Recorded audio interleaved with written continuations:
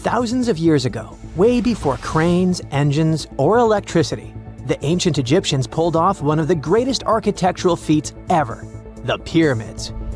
The massive stone blocks, some weighing as much as a Range Rover, sitting at a height of over 200 feet, seemed so unreal that many even believed ETs helped build them.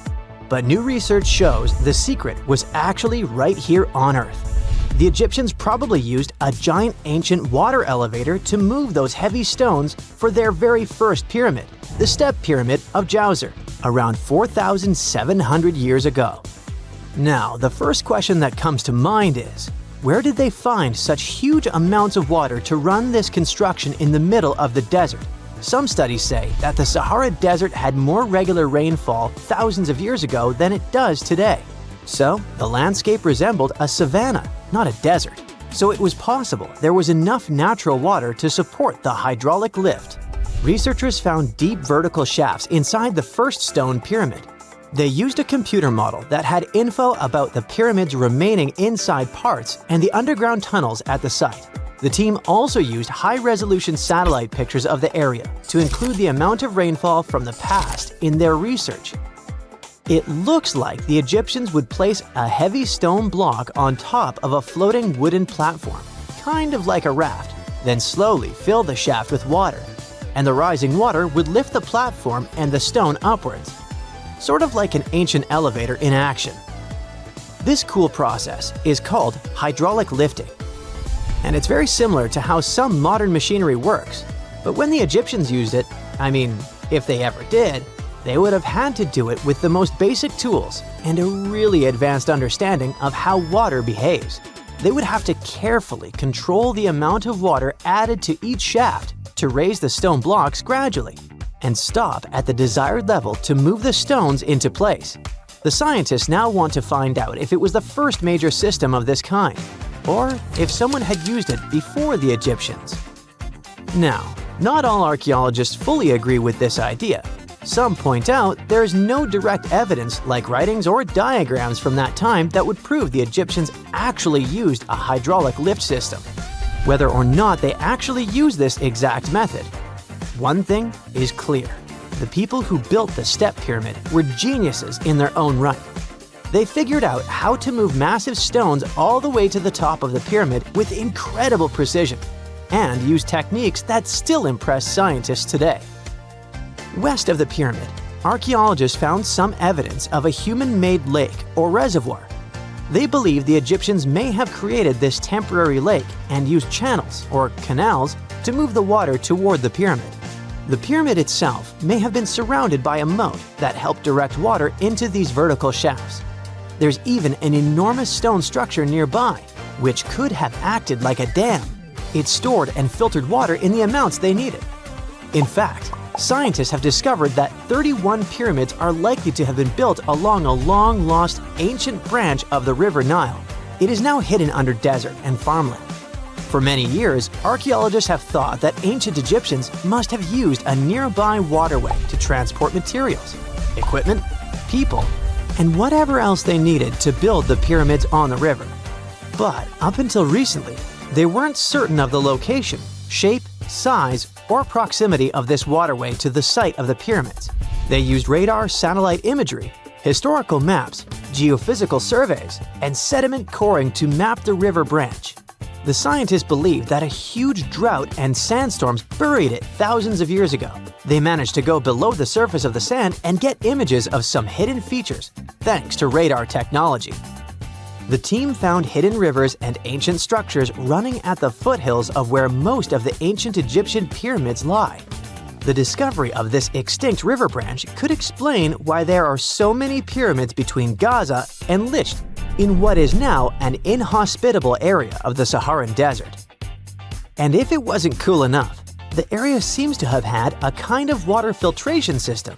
Looks like they built it using a series of stone compartments that look surprisingly similar to modern water treatment plants.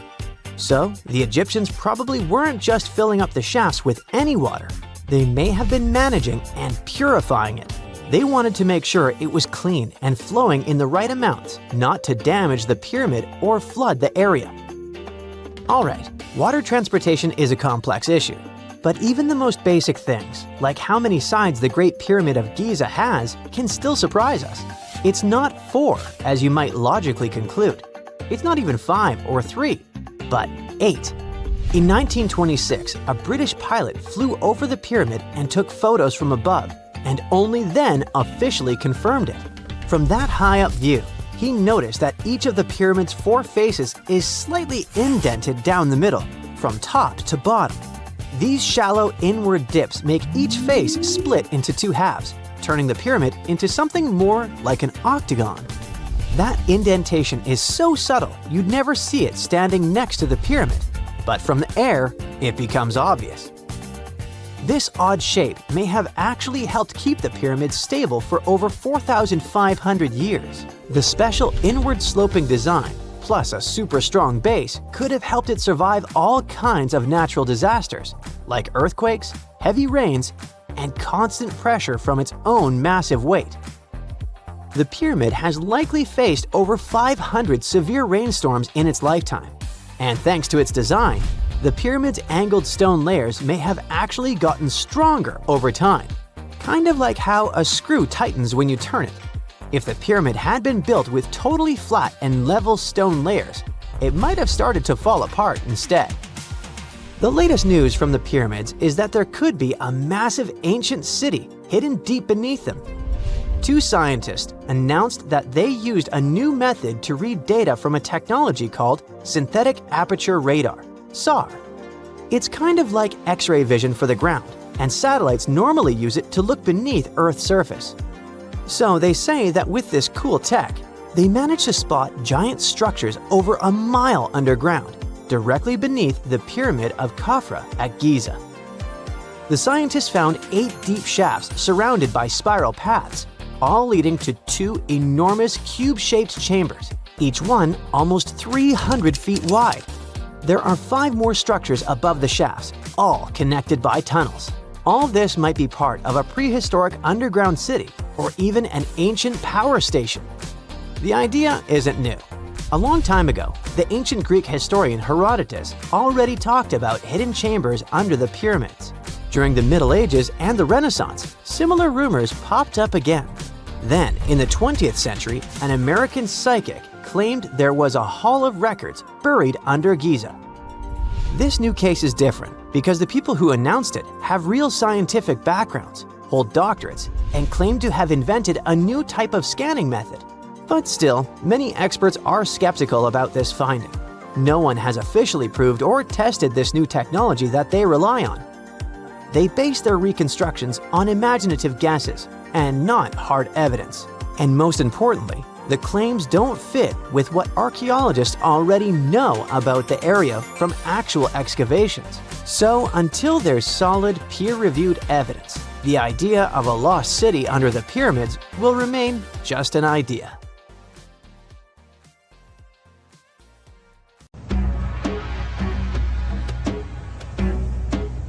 This is not a dune set. This is a very real desert in Niger. Jado was probably built by the nomadic Sao people and is filled with ksars, which are fortified houses made of salt and clay, with giant walls and secret passages. Located deep in the desert, it was once a vital stop for trans-Saharan caravans, but is now a hotspot for smugglers and bandits. The site has been off-limits since 2002 due to its dangers. The origin of the ksars remain a mystery. No archaeological studies have been conducted, leaving many questions unanswered.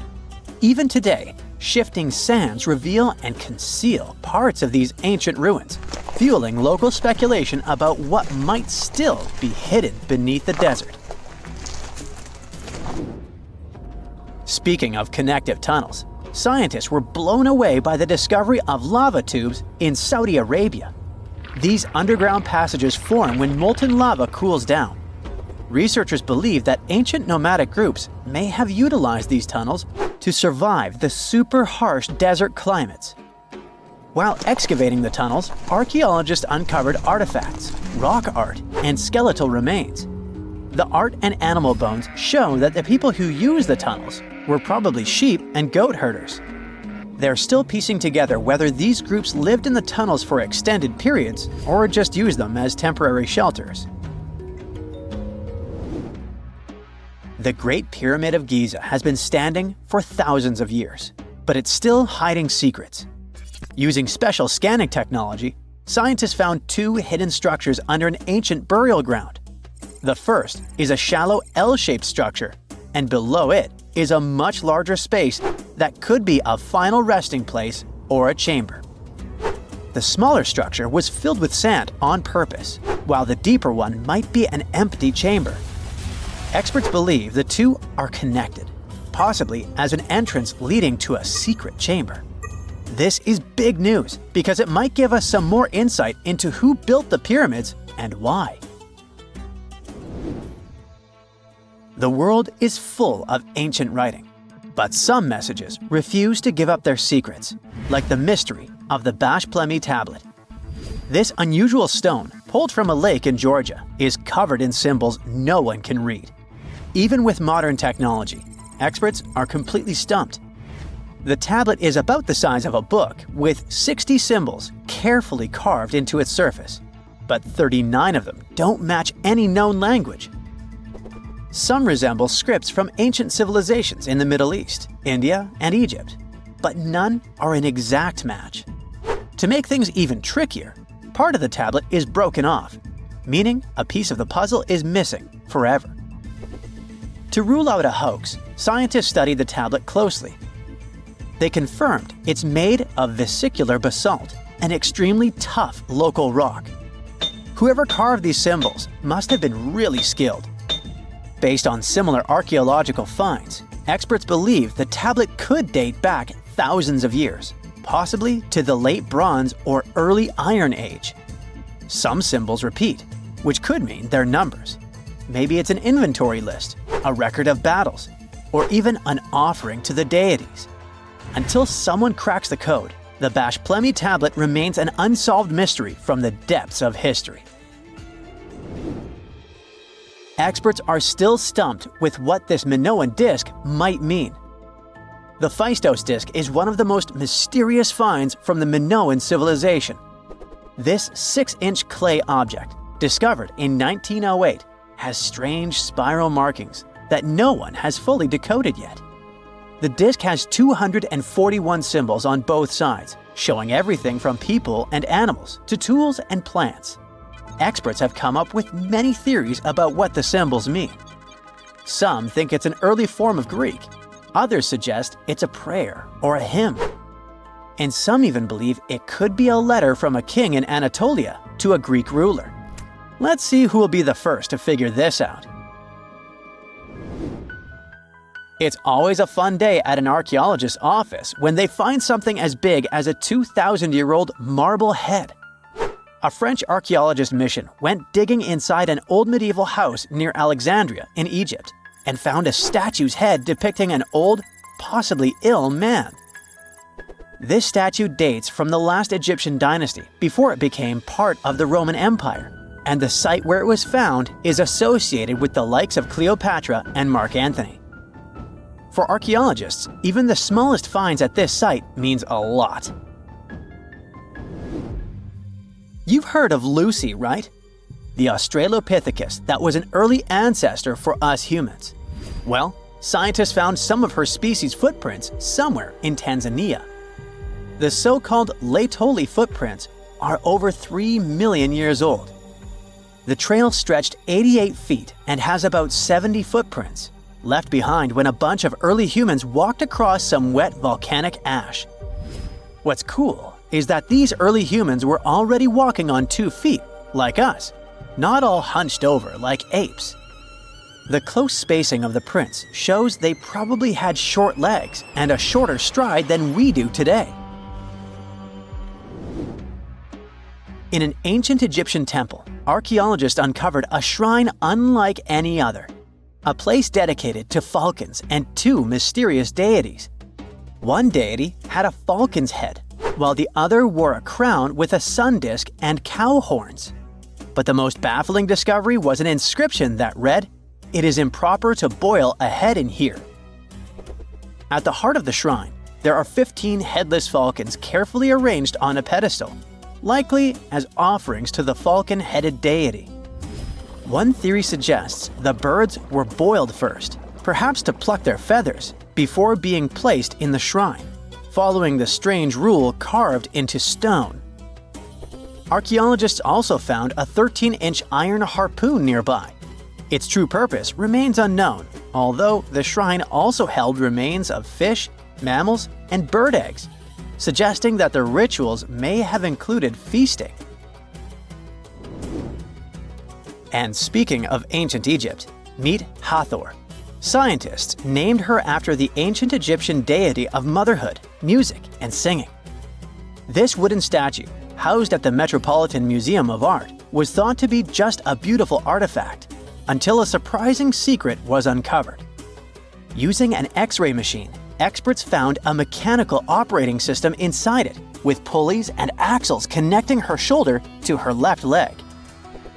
When activated, the system made her hand raise and lower, an engineering marvel from over 3,000 years ago.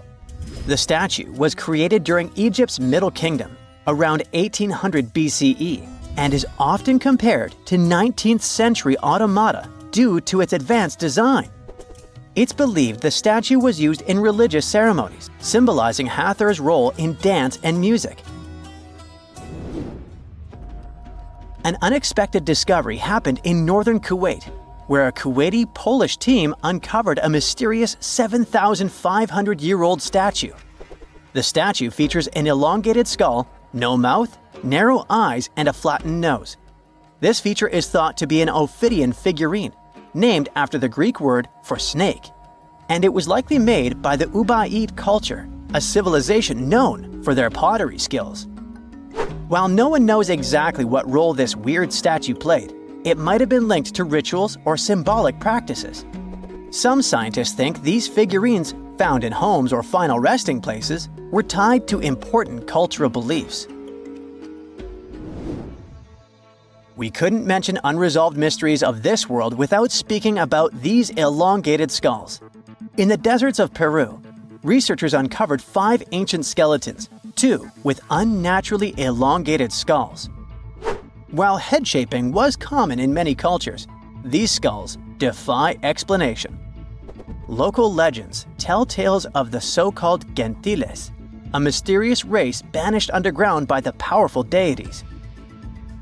Some say this is what the skulls represent. Others think this is some type of genetic anomaly, which was confirmed after finding an infant skull, too large to be artificially shaped. Beneath the sands of Luxor, scientists found something that was perhaps never meant to be found. Over 1,000 decorated stone blocks that belonged to the ruined temple of a woman pharaoh. It got us thinking, why was this temple so brutally destroyed, and who was this woman? Her name is Hatshepsut, and she is now considered one of Egypt's greatest pharaohs, but for a long time, history almost forgot her. She ruled during the 18th dynasty, from around 1479 to 1458 BCE. She's remembered for her ambitious building projects, successful military campaigns, and flourishing trade expeditions. It turns out she was one out of 4 women to take the title of pharaoh in Egyptian history. The next woman would have to wait for 1,500 years to reign, and that woman we know as Cleopatra. The story of how Hatshepsut got to be a pharaoh is the most colorful part of this tale.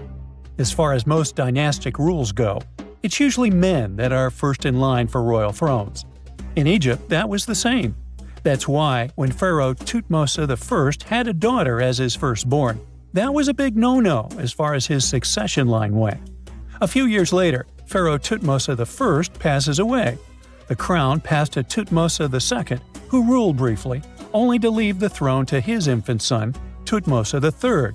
In this scenario, Hatshepsut was this pharaoh's stepmother.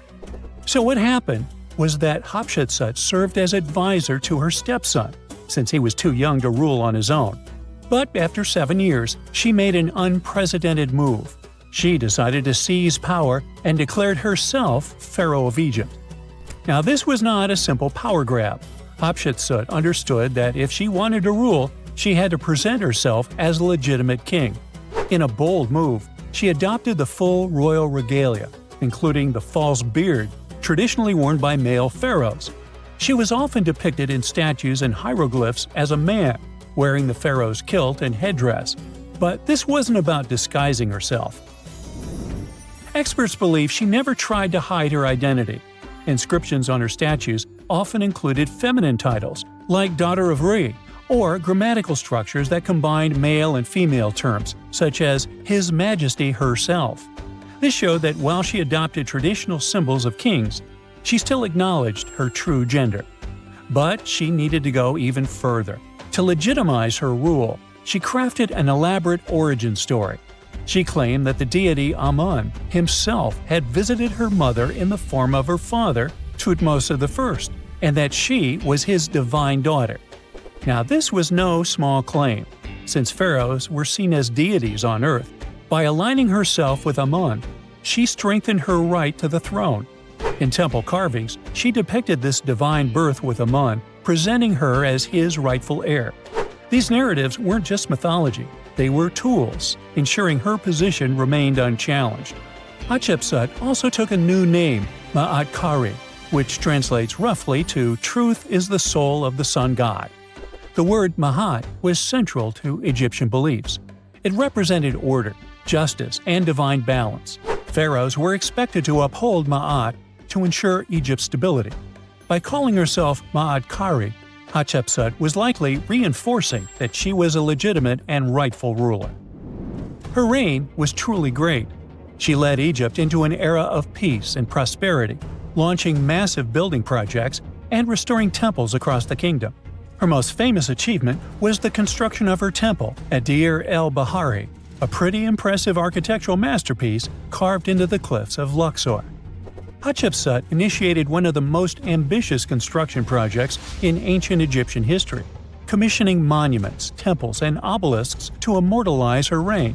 It's argued that she continued with the construction of the Avenue of the Sphinxes, a grand road lined with statues leading to the Karnak Temple. For many, her shining architectural achievement was the towering obelisk she had carved from single pieces of granite. One of these, weighing over 320 tons, still stands today. Now, beyond building, she expanded Egypt's influence through trade.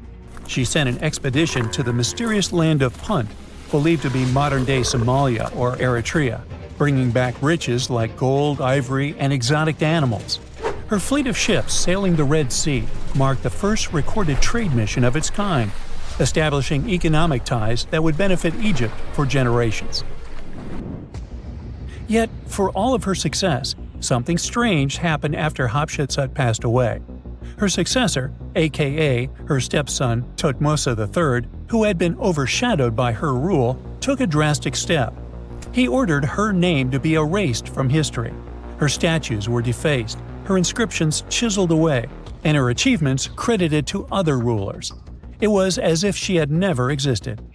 Some believe Thutmose III wanted to reclaim his rightful place as pharaoh, while others suggest that later rulers, uncomfortable with the idea of a female pharaoh, sought to restore traditional male dominance. The story gets even more tragic. The power struggle between stepmother and stepson continues, since, even after her passing away, Thutmose III built his own temple right next to Hatshepsut's at the Valley of the Kings. But he built his temple with one deliberate modification. His monument was built 11 feet higher than hers. Mind you that this was no accident, it was a symbolic statement. He wanted to overshadow her legacy. But history had other plans. Hatshepsut's legacy started to be rediscovered in the 19th century, and it was only through careful archaeological investigation that her reign was properly recognized. Today, Hatshepsut is remembered as one of Egypt's greatest pharaohs. Her reign, once erased, has been reconstructed through constant archaeological discoveries, proving that her power and influence could not be so easily forgotten. Her resting place had been hidden in plain sight, her body removed from its original chamber in an effort to erase her from history. This final piece of evidence cemented her legacy, proving that even attempts to erase a pharaoh could not really do it. Hatshepsut's grand temple, Djeser-Djeseru, was a stunning architectural feat, designed to immortalize her reign and solidify her divine connection to Amun. But after her death, her successor, Thutmose III, launched that calculated effort to erase her legacy, and parts of her temple were dismantled. Historians still debate why. Was it a dynastic power move, an attempt to restore traditional male rule, or a bid to strengthen Thutmose III's claim to the throne? Maybe he was just a jerk. Whatever the reason, the destruction wasn't immediate. It happened decades after her death, suggesting it might not have been a personal revenge, but a broader political strategy. Yet, despite these efforts, her temple endures, and so does her story, a defiant echo of Egypt's first great female pharaoh. Let's travel through space and time to another place. Dashur, Egypt, is known to be home to several resting places of people from ancient Egypt. In the year 2017, scientists uncovered a long-lost pyramid. They quickly called the Ministry of Tourism and Antiquities because they suspected it was going to be a big deal. Unlike most pyramids that were found in the area, this one was completely sealed. Lifting the capstone was a delicate process. When they finally managed to open the pyramid, they expected to find an undisturbed chamber. Instead, it was chaos. The place had been looted, and the personal items of the person that had passed away were scattered all over. But in the middle of the wreckage, they found a chest. Using the latest scanning technology, they managed to read the damaged hieroglyphs on its surface. What they found was unbelievable. The name inscribed there was as clear as day: Princess Hatshepsut. Ooh. The discovery made in 2017 also opened up a lot of questions. After further analysis, scientists discovered the remains belonged to another Hatshepsut. It belonged to a princess that lived during Egypt's 13th dynasty. The fact that her resting place had been looted before it was sealed made scientists wonder, were these ancient people trying to hide something about this public figure? And why is there almost no record about her in ancient Egyptian history? Ooh, stay tuned. Eridu, a megacity older than the first known civilization and older than the pyramids of Giza, was buried in the sands of the Mesopotamian desert for over 2,000 years. Now, scientists have made a discovery that changes what we know about the ancient city. They found over 4,000 canals around Eridu that brought water to more than 700 farms where people worked between the 6th and the early 1st millennium BCE. Now, Eridu was founded around 5400 BCE and was the city of the first kings and history's first city according to the Sumerian king list, an ancient text on a clay tablet. Ancient Sumerians believed that deities created this city when they decided to settle on Earth. Eridu plays such a big role in Sumerian myths and legends that, at some point, people used to think it was just a mythical location.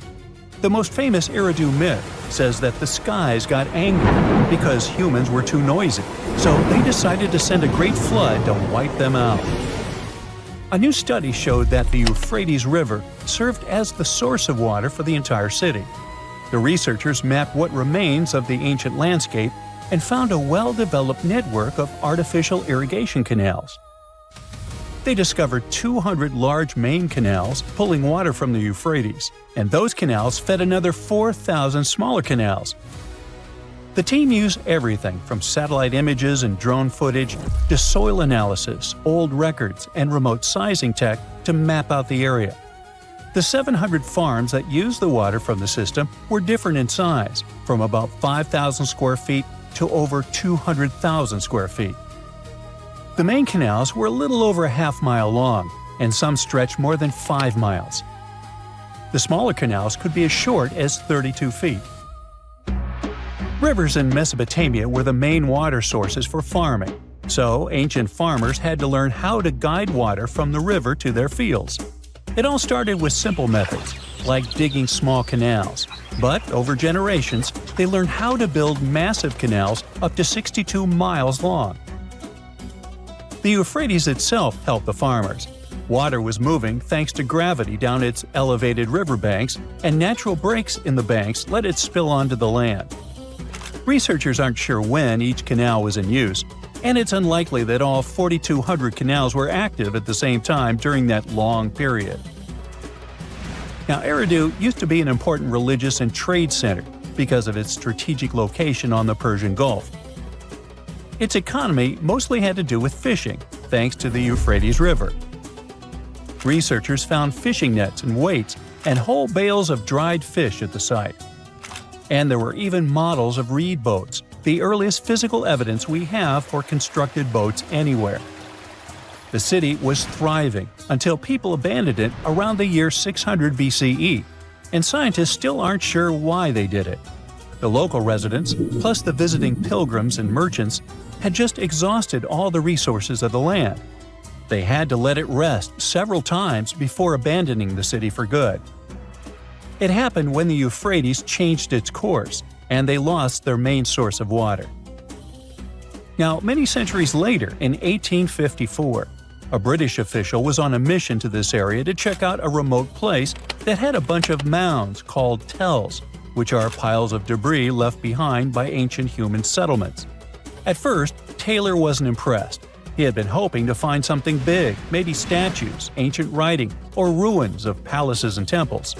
But with the brief time he had, all he found were things like walls, drains, stone platforms, and pieces of limestone columns decorated with tiny mosaic cones. But he didn't know that these boring mounds were hiding one of the oldest cities on Earth, Eridu.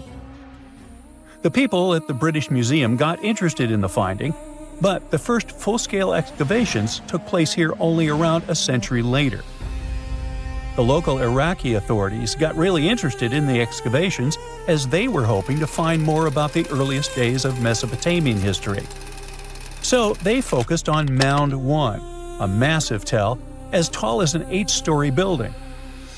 Soon they uncovered part of an unfinished step pyramid from the end of the 3rd millennium BCE.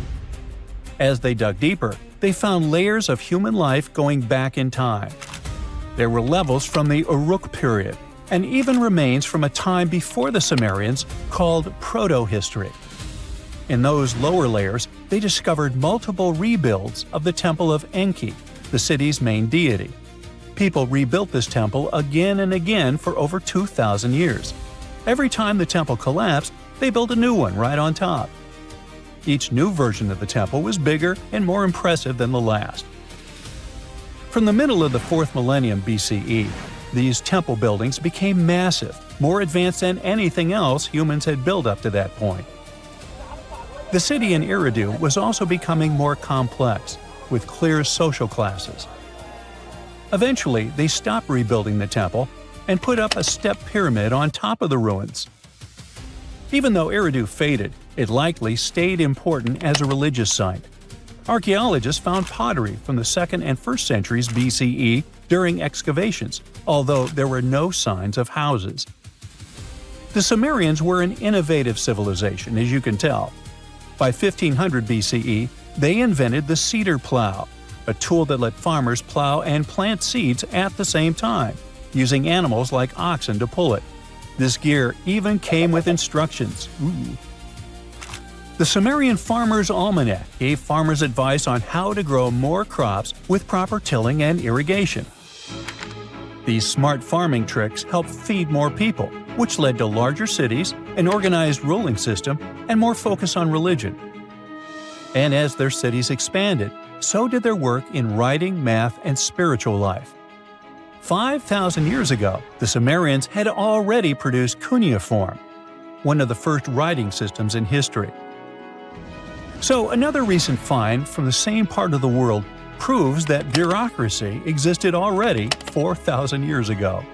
Archaeologists found ancient administrative tablets in another ancient Sumerian city. These clay tablets are the oldest solid proof we have of the world's first empire, the Akkadian Empire. The tablets were inside a state archive building made of mud bricks, which had different rooms that acted like offices. Now, before this discovery, archaeologists didn't really understand how the first known empire in the world, the Akkadian Empire, worked behind the scenes. But now, thanks to the recent Gerso excavations, we have the first real and unambiguous evidence of the empire's administrative system. They tracked everything – deliveries, spending, and inventory, from fish to sheep to grains, fabric, and even gems.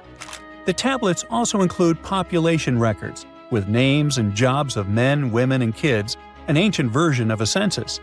From these records, scientists found out that women played a key role in Akkadian society. Some women had powerful positions, like high priestesses. The tablets also show a wide range of jobs, from skilled workers like stonecutters to people with simpler roles like temple floor sweepers. Some even included building blueprints, field layouts, and canal maps, proving that the empire had serious organization and planning. Eventually, the city rebelled and gained its independence, and the Akkadian Empire's 150-year rule ended. Now, researchers are carefully cleaning and translating the tablets to fully understand what they say. These new finds will replace older, incomplete ideas about the empire and give us a way more accurate picture of how Akkadian power and the ruling system actually worked.